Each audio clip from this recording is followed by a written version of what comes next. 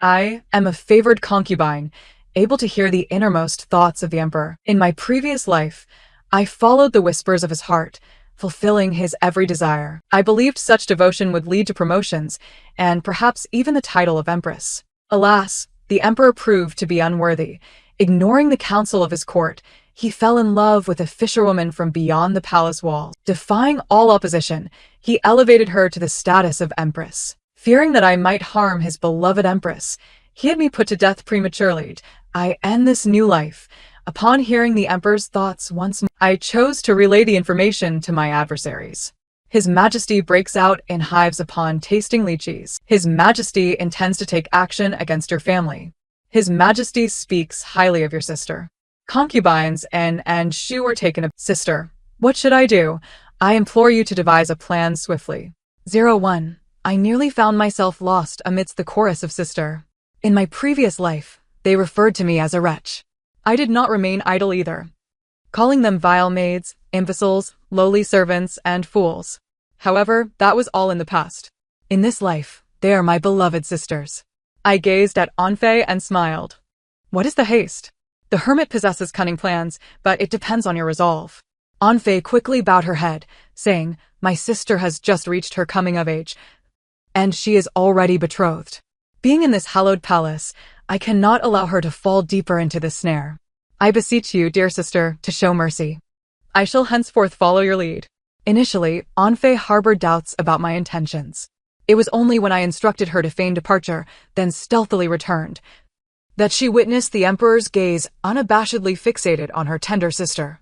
Anfei's teeth clenched in fury. She had nurtured her sister with deep affection. In my previous life, I had followed the emperor's whims to attend to another matter, thus missing this opportunity. By the time I discerned the emperor's interest in Anfei's sister, she had already entered the palace. This betrayal ignited my wrath, leading to a significant conflict with Anfei, whom I believed had orchestrated it. Yet in this life, I heard the emperor's thoughts, not only refraining from fulfilling his desires, but actively thwarting them, much to his vexation. Thus, I did not miss the emperor's intentions. It turned out he had long set his sights on Anfei's sister. What a lecherous man. I seized the opportunity to inform Anfei of this development. Anfei clenched her teeth and declared, as long as I can save my sister, I would brave any peril. I beckoned her closer and whispered a few words in her ear. Anfei suddenly grasped my hand, her voice filled with excitement. Thank you for your brilliant plan, dear sister. Regardless of whether this endeavor succeeds, I shall forever remember your immense kindness. Anfei hurried off, leading her sister to present a bowl of soup to the emperor. The emperor, overjoyed, drank the soup, only to become swollen-eyed shortly thereafter. The imperial physician barely managed to revive him. Anfei, with her sister in tow, rushed to attend to the emperor. Yet, a fragrant breeze wafted towards the emperor, exacerbating his rash. The emperor pointed at Anfei and her sister, commanding, "Begone."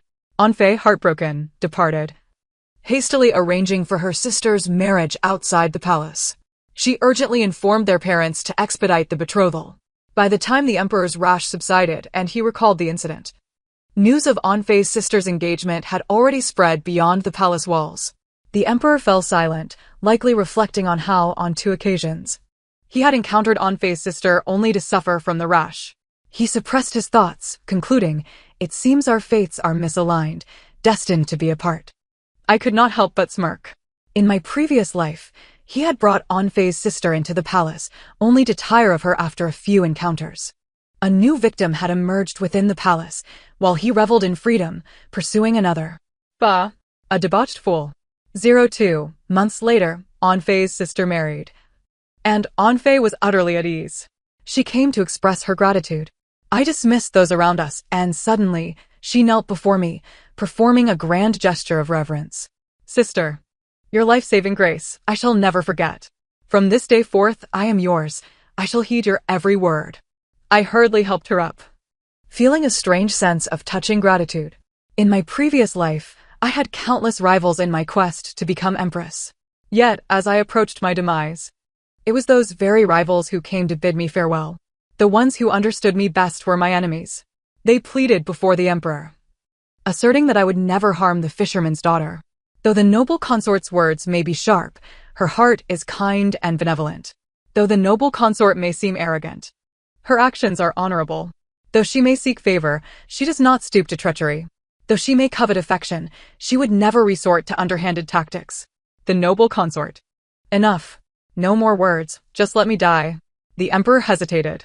Yet, the fisherman's daughter, with tears brimming in her eyes, softly declared, I cannot contend with those entrenched in the depths of the palace, nor do I wish to.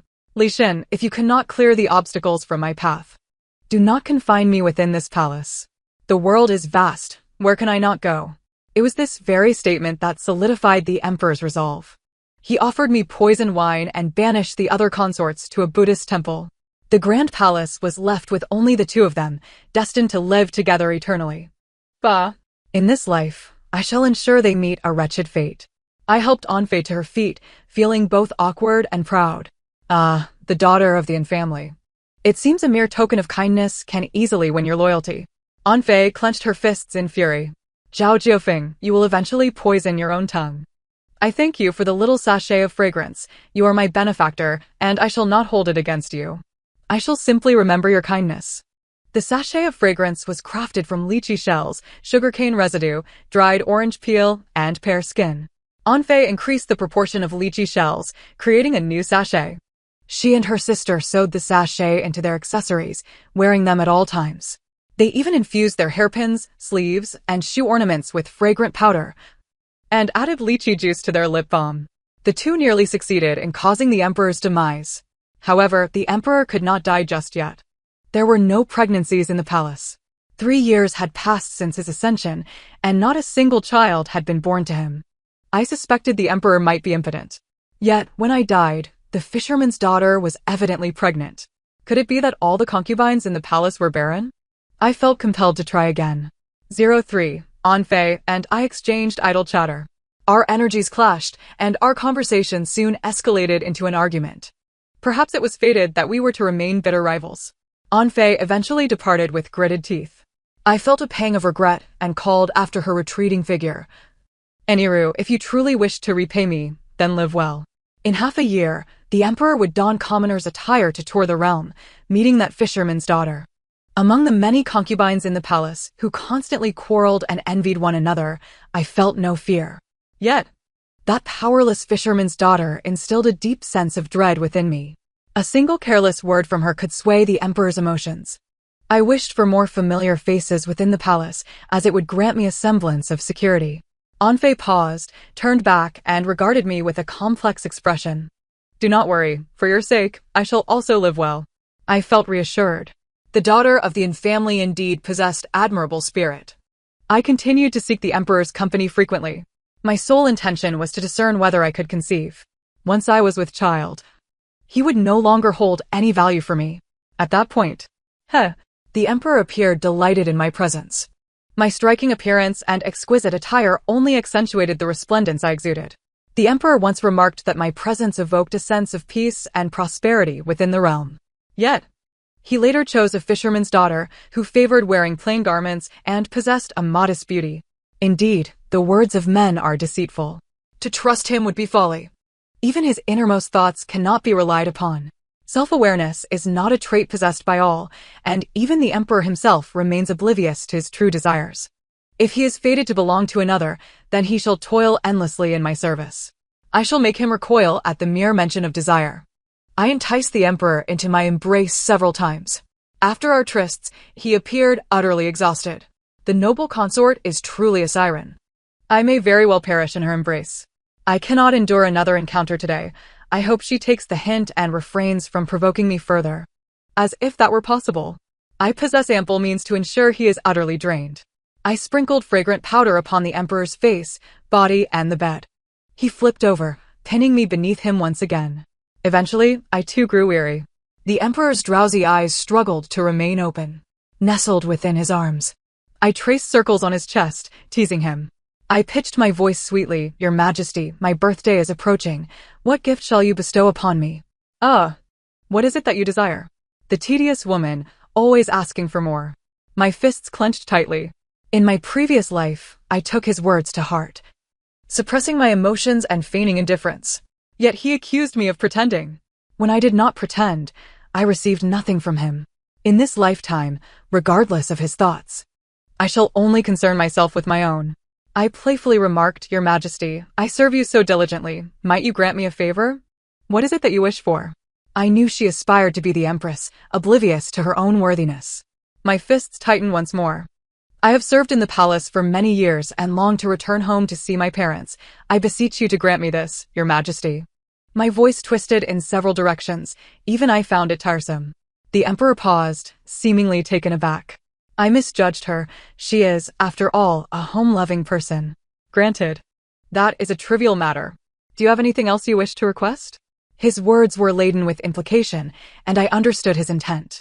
This wretched man sought to elicit my true desires. If I were to voice them, he would feel he had me under his control, only to look down upon me in disdain. How naive of him to think so.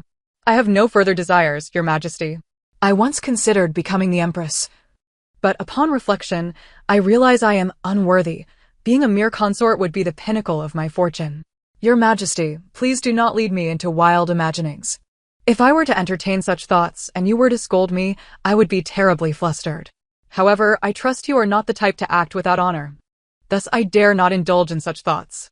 Your Majesty, you should rest. I am quite weary. The Emperor fell silent. His inner musings were a cacophony of trivialities. Does she know something? Was she just mocking me in a roundabout way? Surely not. She lacks the audacity. It appears I have indulged her too much, spoiling her. Tomorrow, I shall summon the consort shoe. Oh, I see.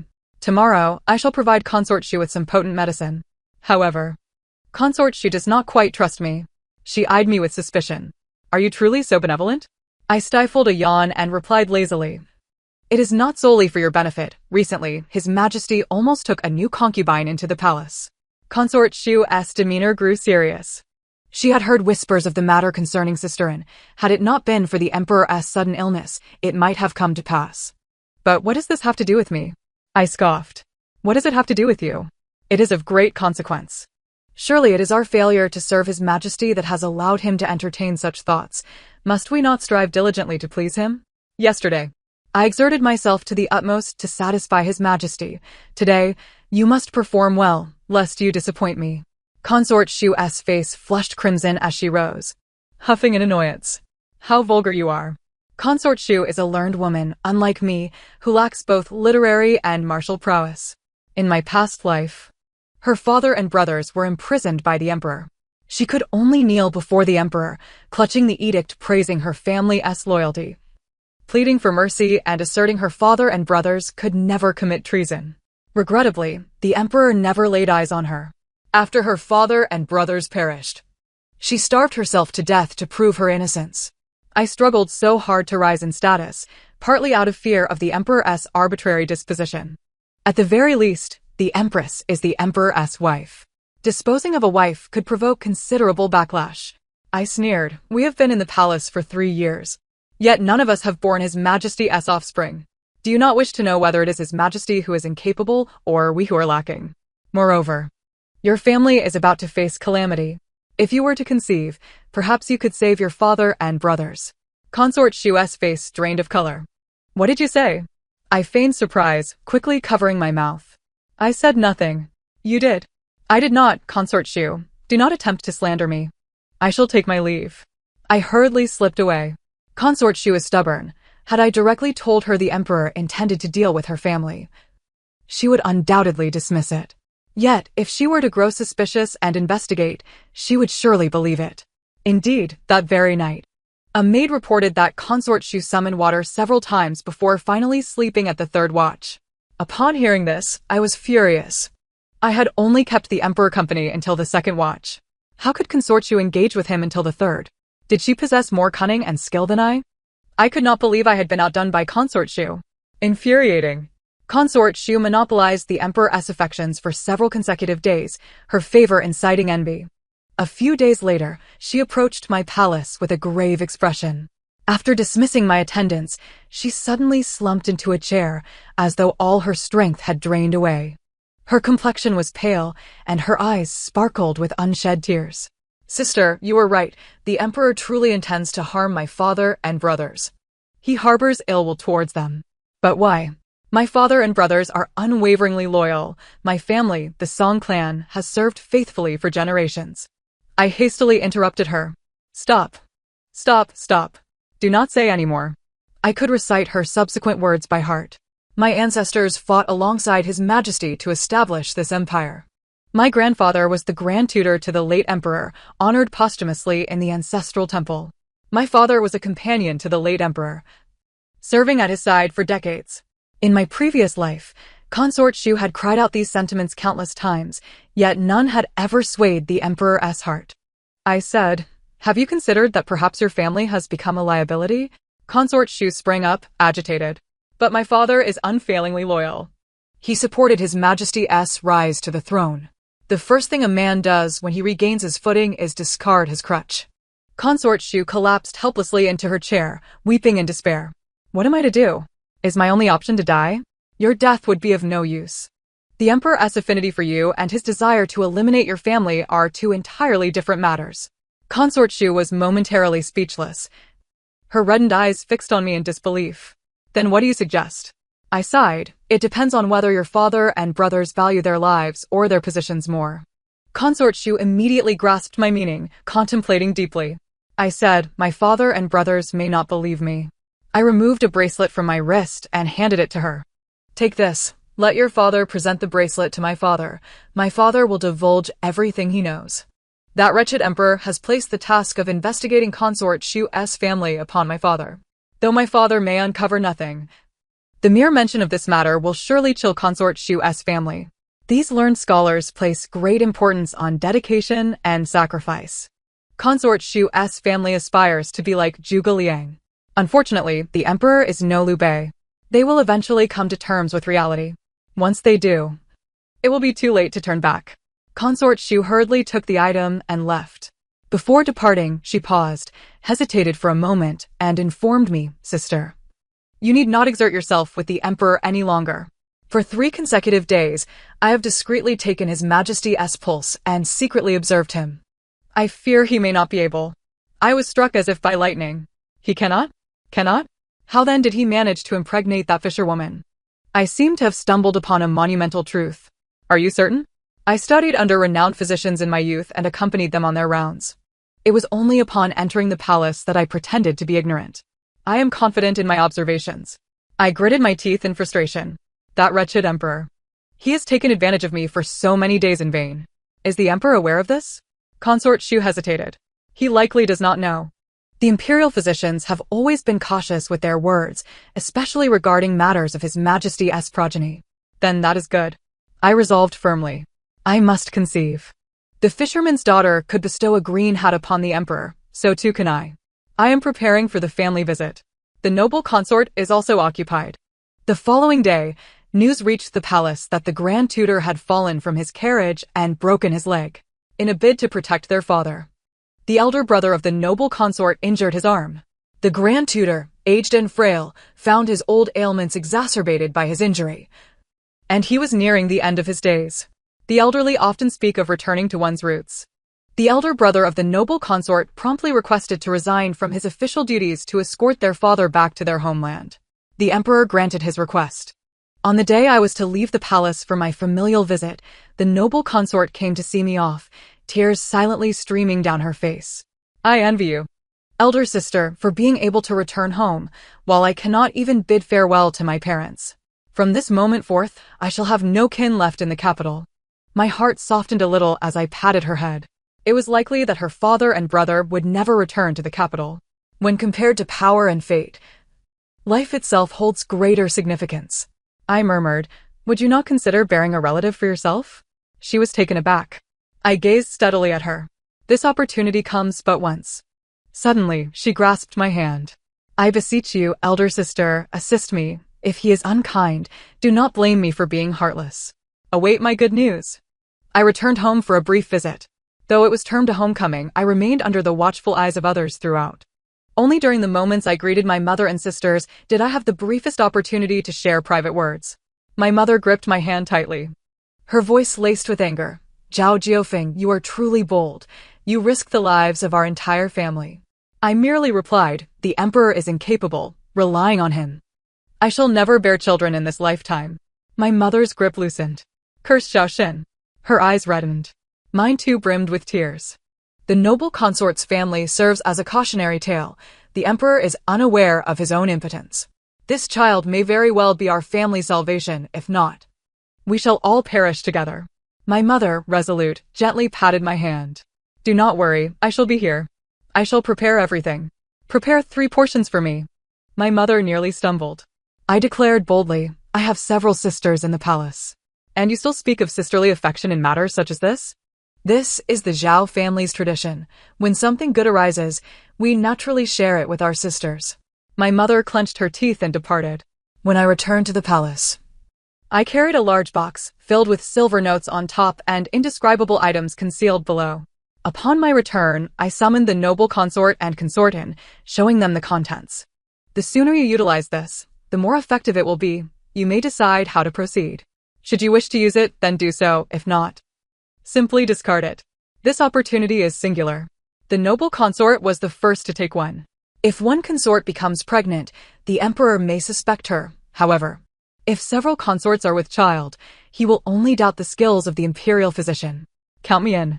Consort and grimaced. You both are fortunate, having taken yours. But the emperor has yet to summon me.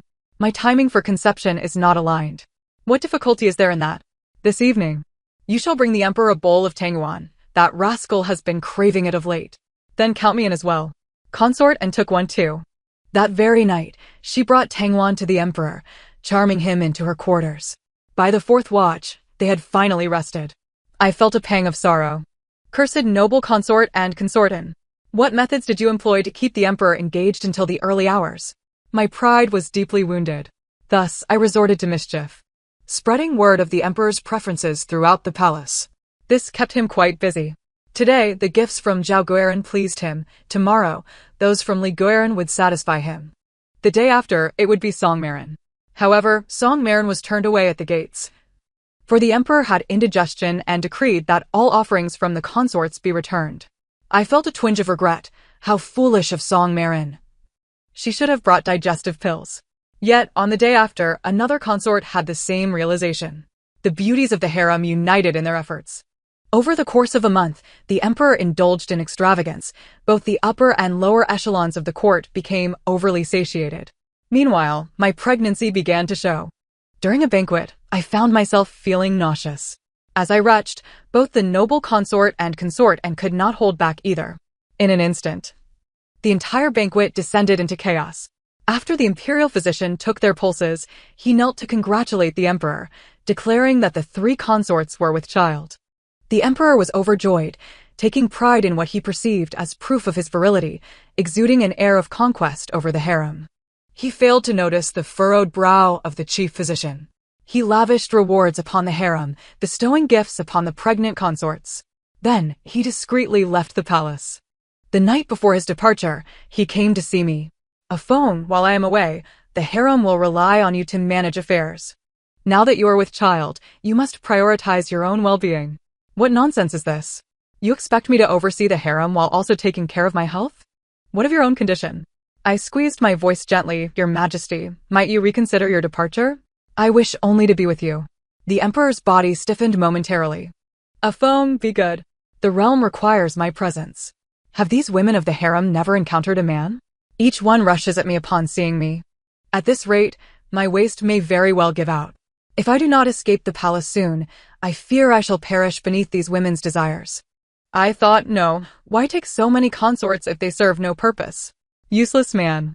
The emperor, fearing my persistence, hastily sought an excuse to leave. I watched his retreating figure and smiled. In my previous life, the emperor spoke of enduring trials alongside the fisherman's daughter to return to the palace. Thus, he regarded her as a benefactor, akin a lover. But if the storms had been more severe, could they have weathered them together, side by side through the years? I was curious. I released a white dove. The noble consort hung lanterns, and consort and ignited fireworks. We all claimed to be praying for the emperor's safety. The emperor's discreet excursion extended much longer than anticipated, lasting a full 9 months before his return. Initially, the court was in a state of panic, however. They soon established a smooth protocol, collaborating effectively to maintain the governance of the realm. The harem remained remarkably stable. Without the emperor, all the consorts enjoyed a leisurely existence. And surprisingly, relationships flourished harmoniously. The noble consort, Consortin, and I successfully gave birth to 2 sons and a daughter. Holding my child, I was overcome with joy. In my previous life, I envied the fisherman's daughter for being cherished by the emperor, for being the sole one in the palace capable of bearing his child, and for having a blood relative to accompany her through the long, quiet years of the inner palace. But I merely envied her. I never contemplated harming her. What truly displeased me was her simultaneous disdain for us noblewomen while seeking refuge in the lap of luxury, feigning superiority and reluctance. How infuriating! In my past life, the emperor valued her and her unborn child. In this life, the emperor has 3 children. I now wonder how she will charm her way into seeking a lifelong companion. On the day of my son's full moon celebration, the emperor returned. As I was preparing, I paused, astonished. How had he returned alive? Truly, he is difficult to kill. I finished my adornment and approached the emperor. He appeared haggard and anxious, yet upon seeing us, there was an unmistakable delight akin to a reunion with an old friend. Afong, noble consort, I nearly could not return to see you. The noble consort, Consortin, and I exchanged glances, each cradling our children as we rushed to the emperor, swiftly pushing past the fisherman's daughter. Your Majesty, you have lost weight. I have missed you dearly. During your absence, I prayed for your safety every day. Your Majesty, look, this is our child. See how much he resembles you. In the beginning, my mother deliberately sought out a man who was tall, robust, and strikingly handsome, bearing an uncanny resemblance to the emperor. Now, with the child having reached the tender age of 1 month, a phase of delightful softness and charm, he indeed bears a slight resemblance to the emperor. Drawing praise from all who behold him, the emperor relishes this attention. This is my child. Somewhat unattractive. However, my beloved consorts have grown considerably more voluptuous and refined. Only upon venturing outside do I realize that the imperial palace is akin to a celestial abode. I shall no longer disguise myself for excursions. The fisherwoman felt neglected. Coldly, she declared, Zhao Shen, since you have returned to the palace, I shall take my leave. We may not meet again. With an air of icy detachment, she turned to depart. The emperor remained silent. I too held my tongue. In my previous life, I had been too hasty, not waiting for the emperor's response before reproaching the fisherwoman for daring to utter the emperor's name. With tear-filled eyes, she confessed that she had always called him thus. The emperor immediately reprimanded me, accusing me of having such a fiery temper, truly believing myself to be the mistress of the harem. Apologized to Sui at once. He commanded sternly, disregarding my dignity entirely. He became her savior, and the 2 exchanged tearful glances, lost in affection. I was left humiliated, the subject of ridicule. In this lifetime, they shall not use me as a villain or a stepping stone. I feigned astonishment, yet dared not speak. The Shushi consort lowered her gaze, silent. Anfei rolled her eyes, opening her mouth to curse, but I discreetly tugged at her sleeve, prompting her to hastily cover her mouth with her sleeve, feigning alarm. The emperor appeared somewhat uncomfortable. Our support restored his regal dignity. He may have suddenly recalled that he was not the wandering Zhao Shen, but a sovereign of great stature. Sui, do not leave just yet. Wait for me to cough, and after I have refreshed myself, we shall converse. Sui, however, was evidently dissatisfied with this answer. No need, you are the emperor, and I am merely a fisherwoman. I know I do not deserve to remain here. Farewell. Yet, as she spoke her farewell, she did not depart, her misty eyes lingering on the emperor with reluctance. The emperor's heart felt a twinge of panic. How vexing, what should I do now? Are these people dead? Can no one utter a kind word to retain Sui? I am the emperor. Can I truly be reduced to pleading with a woman? I rolled my eyes inwardly. In my past life, I diligently followed his desires. He showed no hesitation when he ended my life. In this lifetime, he shall not exploit anyone again. During the emperor's absence, I meticulously organized the palace regulations, ensuring that affairs were conducted with decorum and order. The palace staff adhered to their duties, each performing their roles without anyone daring to overstep.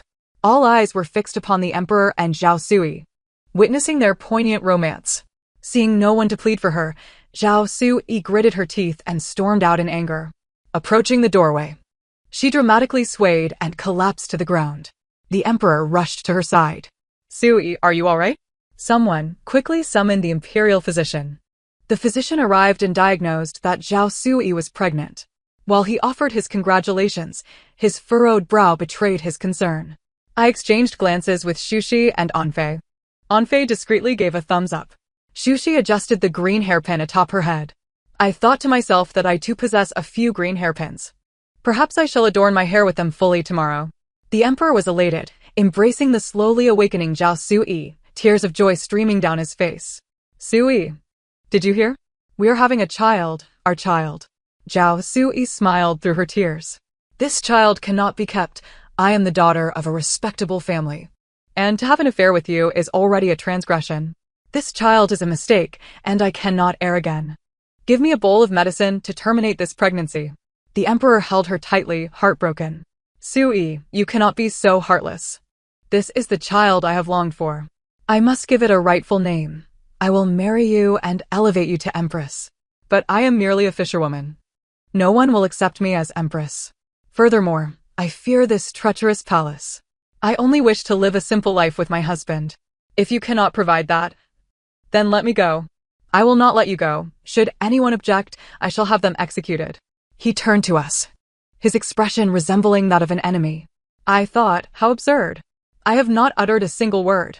Should you continue to slander me, I shall not hold back. I immediately replied, Your Majesty, you are being selfish. How can you disregard Zhao's well-being? She, as a woman of virtue, has forsaken her integrity for you. You may elevate her to empress, but this child cannot be born. If it is, the timing will reveal her premarital indiscretion. Even if you were to make her empress, both she and the child would become the subject of ridicule. How can you be so self-centered? Do you wish for Zhao to endure a lifetime of scorn? The emperor was taken aback, his fury igniting. I am the emperor, who dares to mock her? I regarded him with a gaze one might reserve for a fool. Shushi mirrored my expression. Anfei, unsure of our intentions, endeavored to maintain the same rhythm, gazing at the emperor with a look of exasperation. The emperor slammed his palm on the table. What do you all intend to accomplish?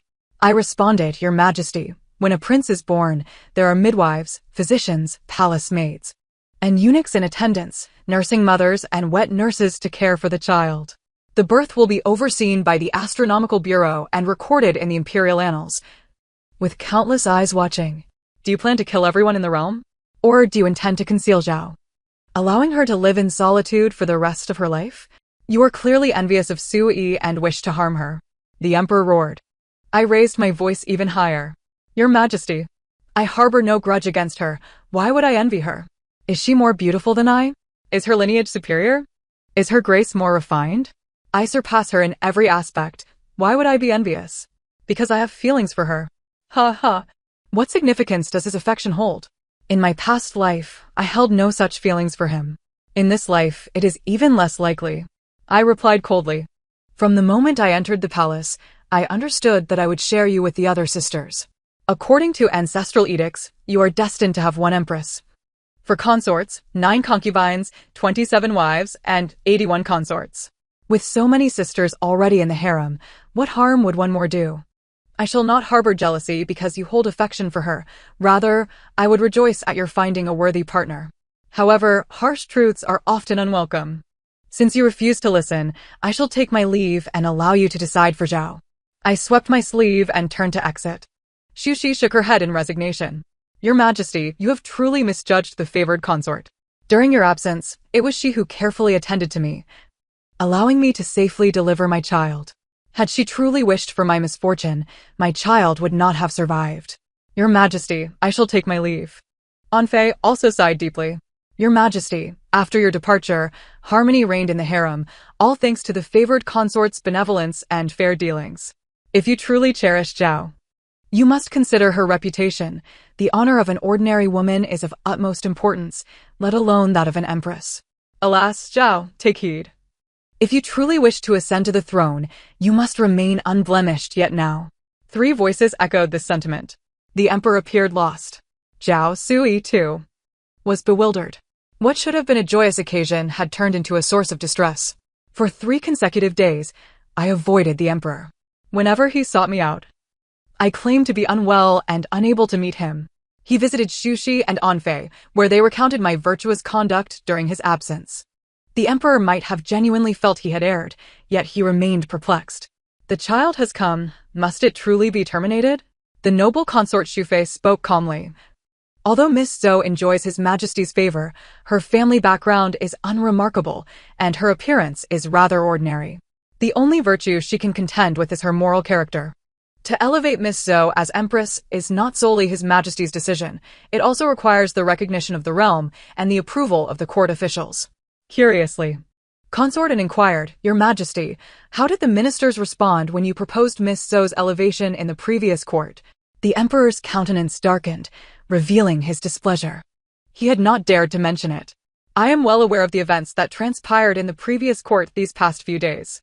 The ministers had grown accustomed to his absence over the past 9 months and had developed their own operating protocols. Should the emperor suddenly return, it would disrupt their rhythm. Eager to reclaim his authority, he chastised the senior ministers, rejected their petitions, and mobilized the officials, asserting his imperial power from the outset.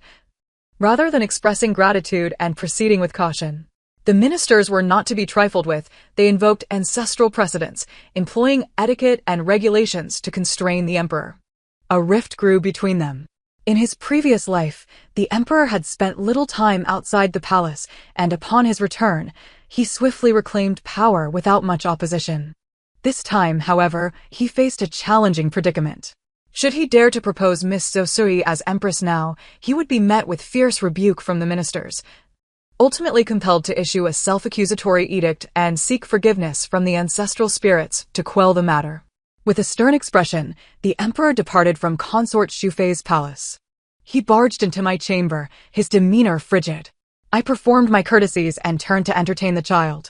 In this life, my parents are alive, my sisters are harmonious, and I have a son by my side. He has become irrelevant to me. The emperor sensed my indifference. He uttered with difficulty, A foam, I have wronged you. I halted him, unwilling to hear any further empty words. The depth of his current humility only foreshadowed the venom that would emerge during future reckoning. I had no desire to provoke him just yet. I awaited the day to strike when he was vulnerable. The emperor is not at fault, in my heart. He can never be wrong. It is the one who has instilled in him the notion of the jealous consort who is truly unjust. I am most aggrieved, I said, feigning to wipe away tears with my sleeve. It had been too long since I had performed before the emperor. My eyes were too dry to shed any tears. The emperor furrowed his brow, perhaps somewhat comforted by my words. Sui is new to the palace and unfamiliar with its rules, a foam. Do not hold it against her. My thoughts still linger on you, he remarked. Sui, all this I do for you. My interactions with her are mere pretense, while my heart is truly with you. Do not misunderstand my intentions. I thought to myself, what insolence. A pair of scoundrels. They should be eliminated. All of them. I feigned the need to cradle the child, allowing the emperor's hand resting on my shoulder to slip away naturally. I cleared my throat and continued. There is no need for such formality, Your Majesty. I have stated before that I harbor no jealousy towards your favorites. If you wish to establish Miss Zhou as empress, as long as the ministers consent, I will graciously welcome her into the palace. However, before offering counsel, I wish to clarify one matter. What is it that you find appealing about Miss Zhou? The emperor was momentarily taken aback and fell silent, though his thoughts were plentiful. What do I find appealing in Sui? Her appearance pales in comparison to the noble consort, her talents are inferior to Shufei's, and her character lacks the vivacity of Consort, and, in terms of looks, lineage, and demeanor, she indeed falls short in every aspect. Yet she has shared my hardships, shielding me from peril and enduring much suffering for my sake. All the other concubines harbor ulterior motives. Only Sui has chosen to stand by me when I had nothing, the only one who has proven her loyalty through adversity. He lifted his gaze and declared, I cherish her unwavering sincerity, a sentiment I have never experienced within the palace. Could it be that the emperor, who has traversed the 6 palaces, is so naive? I was hesitant to believe it, yet there was something in his demeanor that suggested he might genuinely feel this way. Perhaps his words bore an element of truth. In the court, the women either hail from noble families or are of official lineage, each with their own agenda. Genuine affection is indeed a rare commodity. Even if we were to offer our hearts sincerely, would he dare to accept? Not only would he reject it, but he would likely perceive it as insatiable greed. He harbors a bias against women of noble birth, a prejudice that prevents him from loving any of us. He only remains vigilant against us. Moreover, does hardship equate to true affection? That is merely a mutual reliance in times of despair. When one is famished, their desires become simple. But that does not imply purity. I shall observe whether their sincerity withstands the test. Since your majesty insists on establishing Miss So as empress, I present two courses of action. One is to terminate the pregnancy and find a noble family to adopt Miss So as their daughter, thereby legitimizing her claim to the throne. The other option is to preserve the child. There once was a concubine by the name of Zhou who passed away during a period of national mourning, and her burial was conducted quietly, without fanfare. Later, a eunuch neglected to report this matter. I discovered it earlier and had intended to wait for your return to decide, but now I believe this presents a good opportunity. If Miss Zhou were to assume the name of that concubine, her lineage would be secured and her background established. However, her status would begin as a mere beauty, requiring time to ascend. While this path may be slow, it is the most stable, and your majesty would encounter the least difficulty. How to proceed?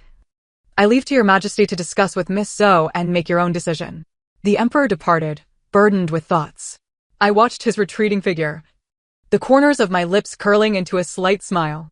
If Miss Zhou Sui chooses to become empress, abandoning the child, I shall ensure she regrets her decision. Should she opt to begin as a lowly beauty, she would fall into my grasp, and I would teach her the true meaning of the schemes of the women in the palace. 10. The emperor and Miss Zhou Sui quarreled. She fled the palace into a torrential downpour, heartbroken, crying out, "Zhao Shen, you promised to remove obstacles for me, yet you believe them and abandon our child. I will never forgive you, nor will the child. I am leaving this place and will never return." The emperor seized her, forcefully carrying her back. "You belong to me. You are not allowed to leave. My side is your home." The two engaged in a tumultuous struggle, weeping and shouting. Consort Shufei consorted, and I stood at a distance, sheltered by umbrellas, observing quietly. Consort Shufei remarked coldly, "I am covered in goosebumps." Consort and shielded her eyes, exclaiming, "My eyes are going blind. How has His Majesty changed so? He was never like this before. Could it be that our pursuit drove him to madness?" She whispered her query. I languidly replied, "Perhaps he has always been this way. It is merely Miss Zhou Sui who has revealed his true nature. I have always felt that he and Miss Zhou Sui are kindred spirits, both perceiving others as threats. In his world, they are the virtuous ones, while we are the villains. My intimate relations with him are but a self-degradation, a hedonistic pursuit of carnal desires. His association with Miss Zhou Sui, under the open sky, is deemed an expression of love, a natural reverence. Our flattery towards him is driven by ambition, a reflection of our lowly character. Miss Zhou Sui may claim to desire nothing, yet the finest treasures of the palace are displayed in her quarters. While he perceives her as indifferent to fame and fortune, her character elevated. In my previous life, I suffered for this. Now, I have come to clarity. The emperor finds me an eyesore. I shall simply remove him from my path.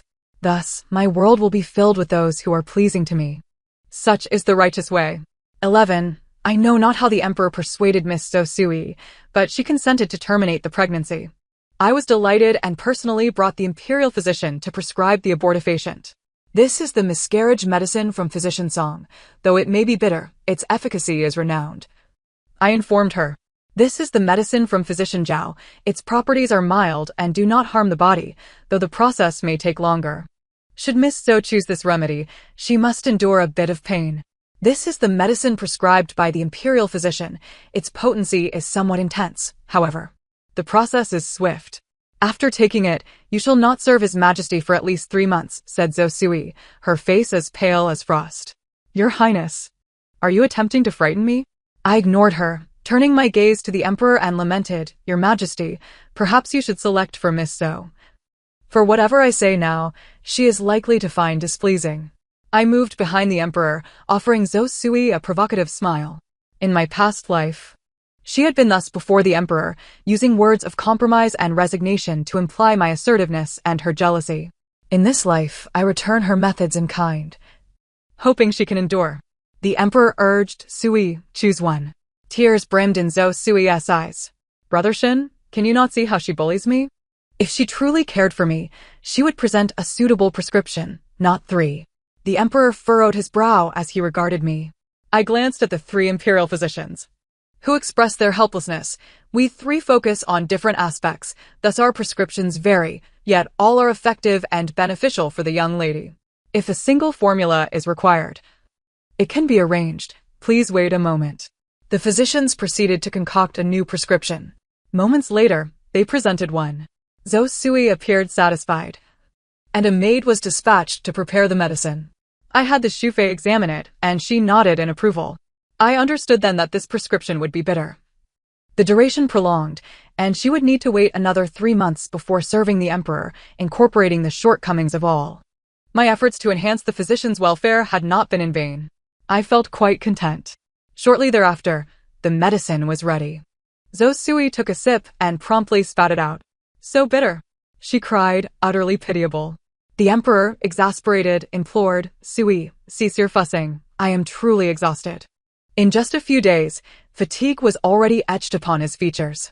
Zhou Sui dared not protest further, enduring her grievances and the bitterness as she finished the concoction, soon succumbing to its effects. She was drenched in cold sweat, clutching her abdomen on the bed, crying out in despair. The emperor shouted in panic, "Why is this happening?" I responded calmly, Your Majesty, this is the nature of childbirth. She is experiencing a miscarriage, early in her term, which is somewhat preferable to full delivery.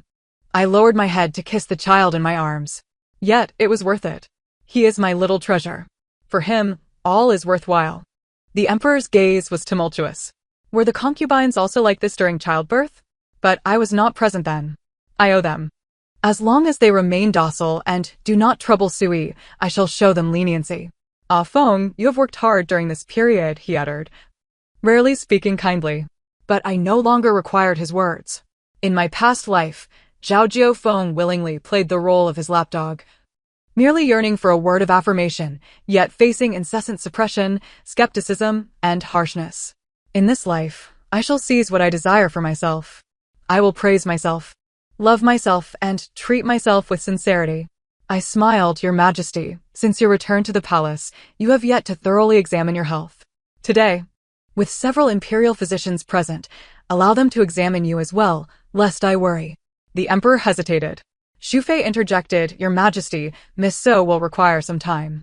Should any situation arise, the maids will promptly report, and the diagnosis can be conducted in the side hall without venturing far. The emperor acquiesced, and Fei affectionately supported him, as if he were fragile. The emperor visibly relaxed, as if he had found solace. He departed briskly. Thus, he did not witness Zhou Sui's resentful gaze.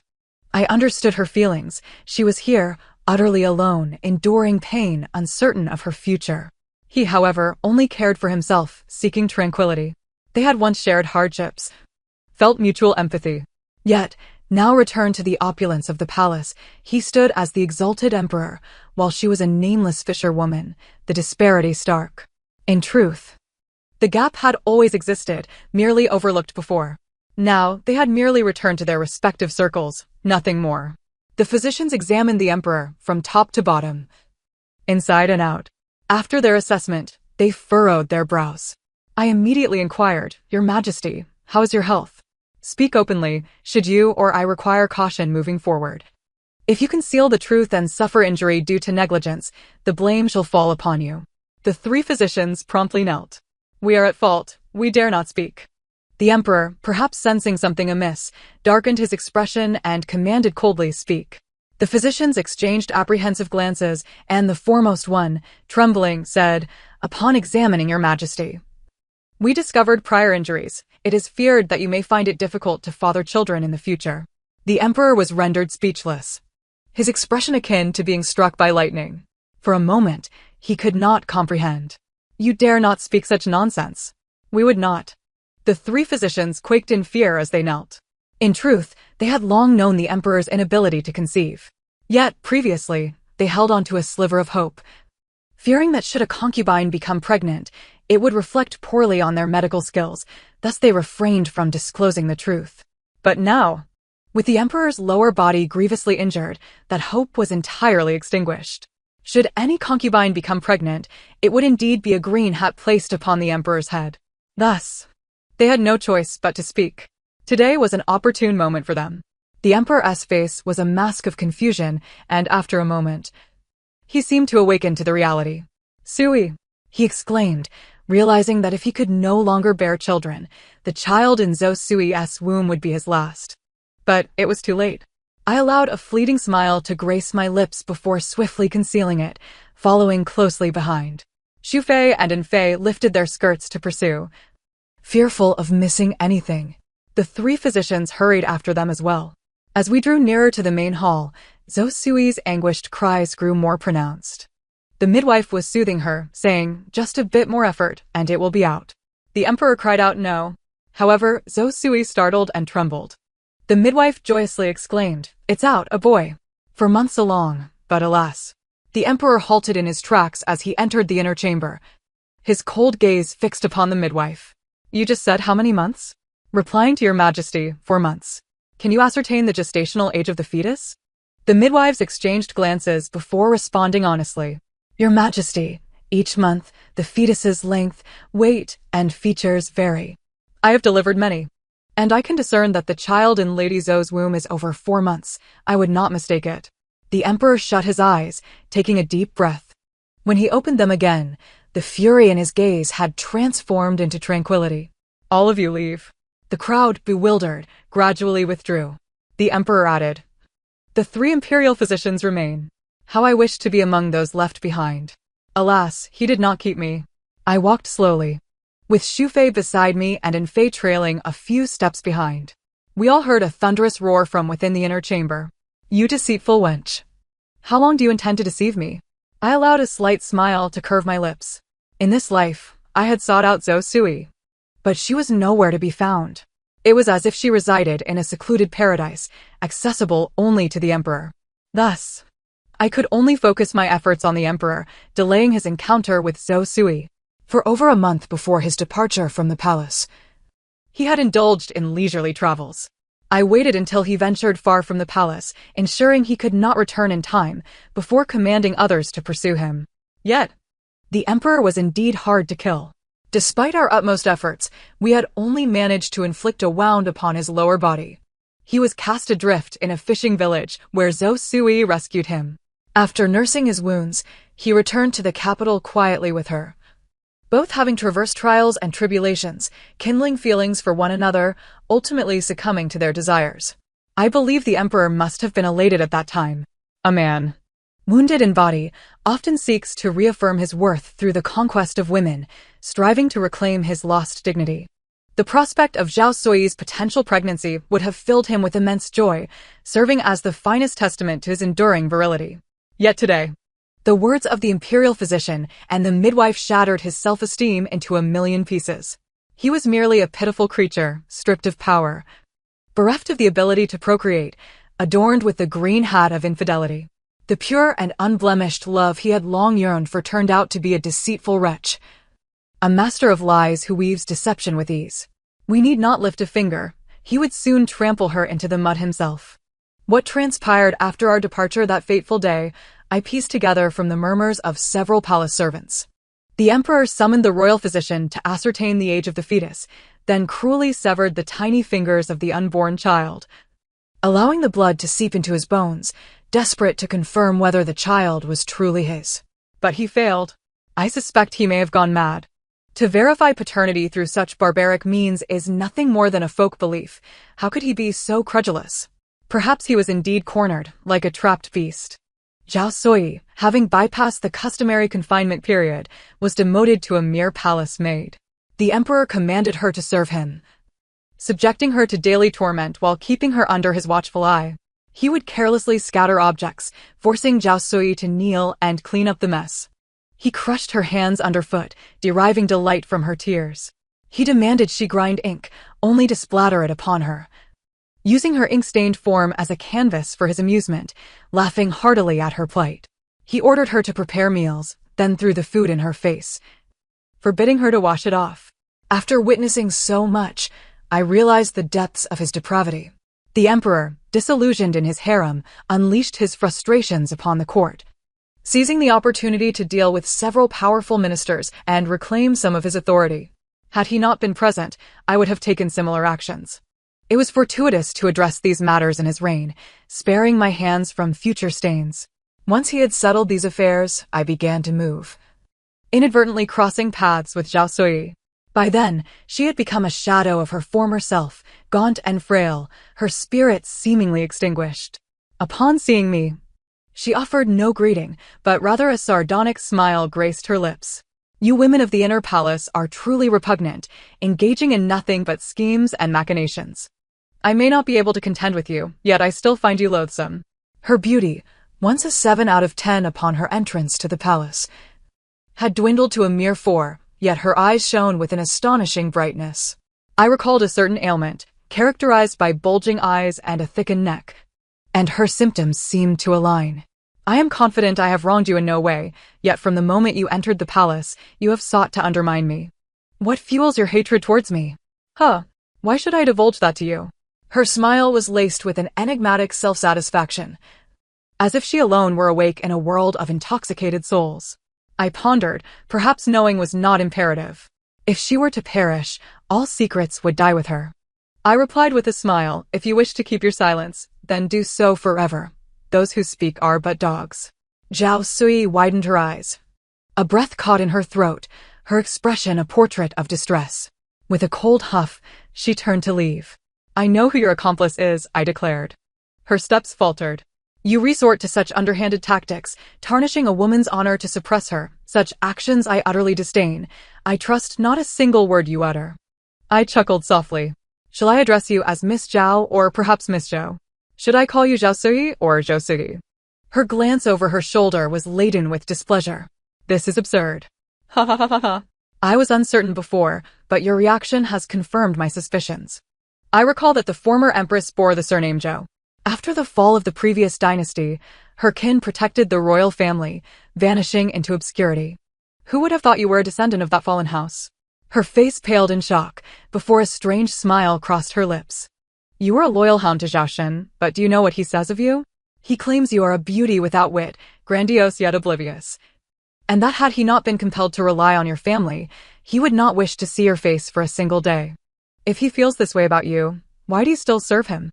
Without hesitation, I raised my hand and struck her across the face. Regrettably, I could only land that one blow. If given the chance, I would relish the opportunity to turn her into a grotesque mask. The emperor is my husband, my sovereign, and I shall not allow you to trample upon his dignity, I stated coldly, turning to leave. Yet as I walked, a wave of dizziness washed over me, and I collapsed to the ground. From the shadows of the dark bamboo grove, a figure rushed forth, embracing me tightly. Jiu Feng. I was wrong, truly wrong. I should not have harbored prejudice against you. I was genuinely mistaken. What a fool I am, to humiliate my own consort for a woman who betrayed me. I deserve this punishment. I heard the emperor's voice, and I allowed myself to succumb to unconsciousness. Indeed, the emperor's feelings towards Zhao Sui were distinct. By day, he tormented her, yet by night, he trailed her, ensuring she returned to her cramped quarters before retreating to his own chambers. It was this knowledge that led me to wait for Zhao Sui. My efforts were not in vain. I fainted for 3 days, a calculated dosage. 3 days was ample time for the emperor to uncover the truth. He discovered that Zhao Sui's true name was Zhou Sui.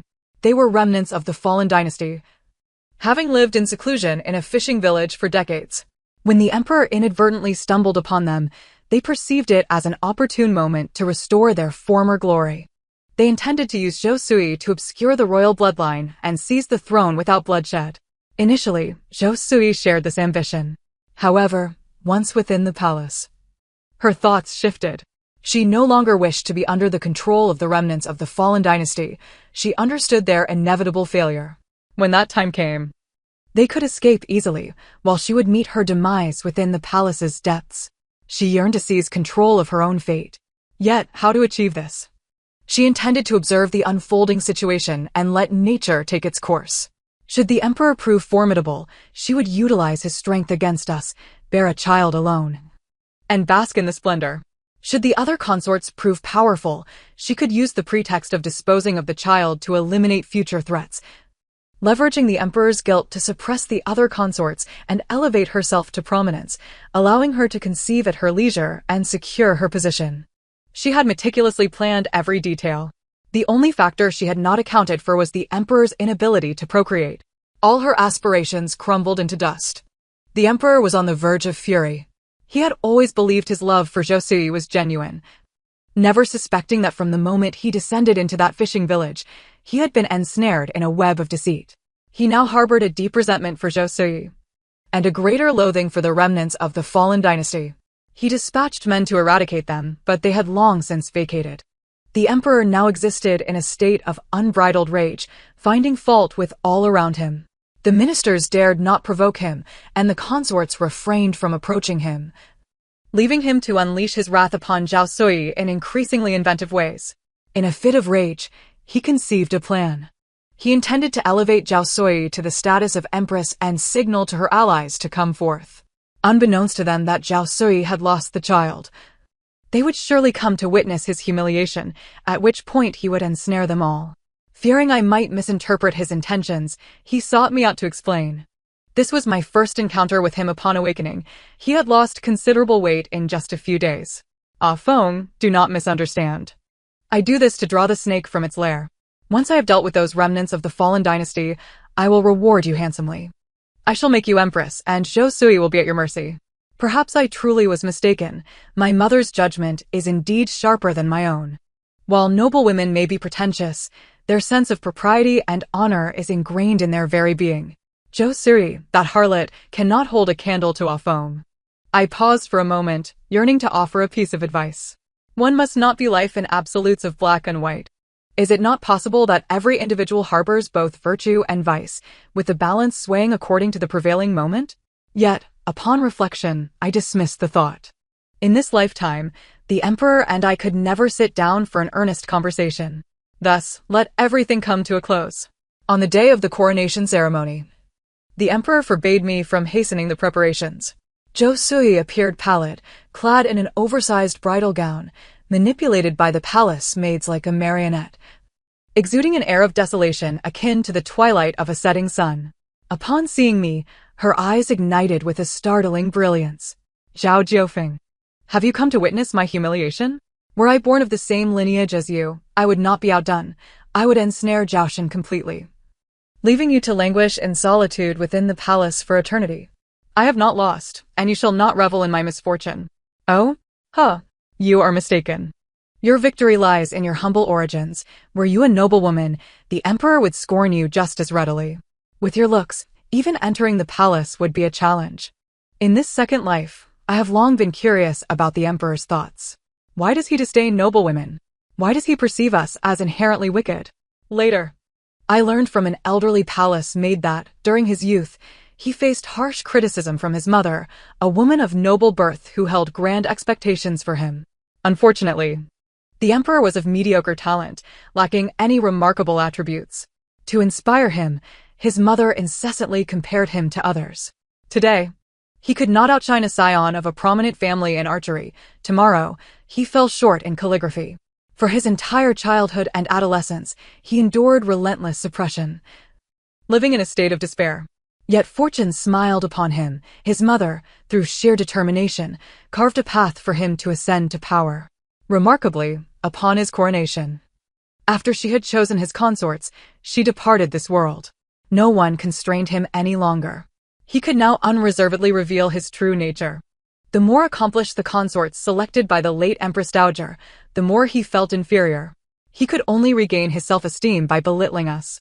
Hence, he disparaged and looked down upon us, delighting in our confusion as we revolved around him, utterly perplexed. The emergence of Zhou Sui was his salvation. She, ignorant of palace intrigues and devoid of talent, relied entirely on him. He enjoyed manipulating her, finding pleasure in his control, even if she occasionally pricked him with her words. He savored it, for everything was within his grasp. Had Zhou Sui been like us, he would have cast her aside as easily. Zhou Sui's eyes were rimmed with red. Zhao Jiufeng, I detest you. If you were to perish, everything would be better. I smirked slightly, using my finger to lift her gaunt face. Miss Zhou, you are unwell. Even I can discern that. Does His Majesty not see it? The love you so fervently desire is eclipsed by the indifference of your most hated enemy. What worth is such affection? Furthermore, what grounds do you have to hate me? What right do you possess to harbor such contempt? It was the remnants of the former dynasty that led to your pregnancy. It was His Majesty who caused your miscarriage. And it is also His Majesty who has forsaken you. The only thing I have done for you is to uncover your true identity. You dare not hate those far superior to yourself, yet you find the audacity to direct your hatred towards me, a fellow woman, out of sheer hypocrisy and weakness. You cannot loathe those who are vastly stronger. You can only unleash your animosity upon me, who appears more vulnerable. It is because you're aware of your own frailty and incapacity, thus you can only vent your hatred upon me. Ah, how pitiable. Yet, speaking with you is utterly futile. From this day forth, you are destined to perish. After this incident, His Majesty will recognize that we noble women are indeed the most dependable. His Majesty will elevate me to Empress.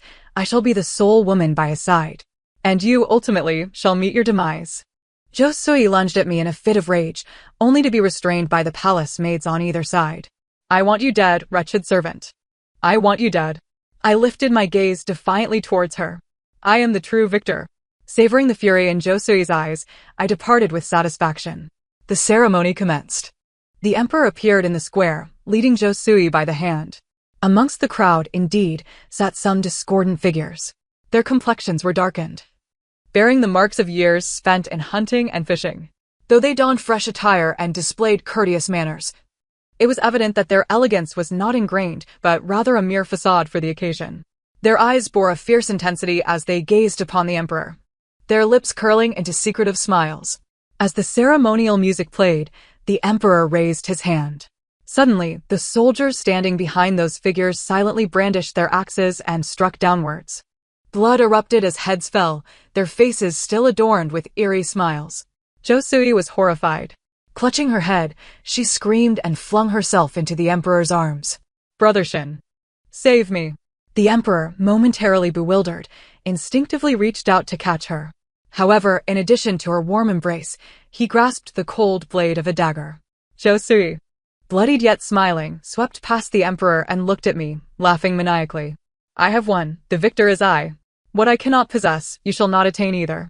In the next moment, her mouth gaped wide as numerous blades pierced her body, crashing heavily to the ground. The emperor survived, but was gravely injured. Fully aware that his end was nigh, he summoned me and the court officials to his bedside, issuing commands regarding his final arrangements. He declared me empress and designated my son as the crown prince, entrusting him to several ministers while appointing me to rule behind a curtain. Then he gazed at me, his eyes filled with lingering affection. Once the ministers withdrew, I sat beside him holding my son, watching him. Perhaps, as one nears death, their words turn gentle. At that moment, paternal love awakened within him, and he struggled to extend his finger to caress the child's cheek. Alas, I shall not be able to witness his growth. I regret not being a good father. It matters not, Your Majesty. You were never meant to be a father. My tone was calm, a smile gracing my lips. He appeared taken aback. What do you mean? I leaned down, covering his nose with my hand, whispering in his ear. Your Majesty, it is not that you cannot conceive after your injury. You have always been incapable of fathering a child. You are a celestial eunuch, do you not know? He struggled in vain. You speak nonsense, and Fei Shu. Oh, those two. Your Majesty, have you not noticed that our pregnancies occurred around the same time? Even our children's birth dates differ by mere days? The emperor's eyes widened, tears brimming, teeth clenched in rage. Wretched women, a whole gaggle of wretches. Sui, my Sui. He labored to recall but coughed up blood, collapsing back onto the bed. He was dead. His eyes remained unclosed. The bed curtains stirred without a breeze, a chill seeping into my skin. I took a step back, coldly observing him. Your Majesty, you remain a dichotomist. If we are deemed unworthy, then your Sui becomes virtuous. If Sui is found wanting, we become the good ones once more. In truth, we are simply who we are, always have been, if you seek sincerity. You must offer sincerity in return. In this world, there is no scenario where you can torment and humiliate me. And I am still bound to love you and cherish you. If such a situation exists, it is undoubtedly a deception. Your Majesty speaks highly of your sister. If there is a next life, we shall settle the score then. I cradled my child and stepped out, loudly announcing the Emperor's demise. The crowd bowed and lamented. I gazed at the setting sun, yet felt as though the best days were just beginning. The machinations of the court had drawn to a close, while the intrigues of the former dynasty were just commencing. Finally, I had the opportunity to stride onto the battlefield of power. This realm I have arrived. You all kneel swiftly. The end. Thank you for listening. Until we meet again in the next tale.